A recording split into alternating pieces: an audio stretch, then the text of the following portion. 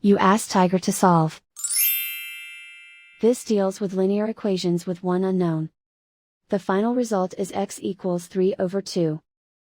Let's solve it step by step. Group all x terms on the left side of the equation. Subtract 6x from both sides. Group like terms. Simplify the arithmetic. Group like terms. Simplify the arithmetic.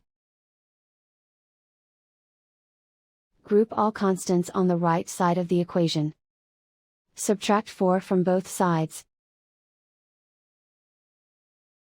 Simplify the arithmetic.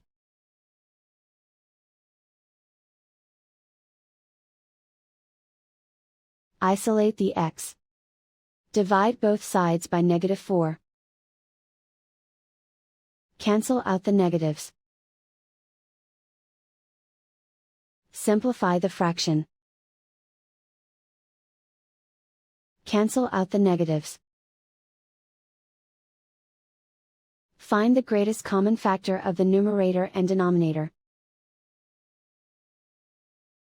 Factor out and cancel the greatest common factor.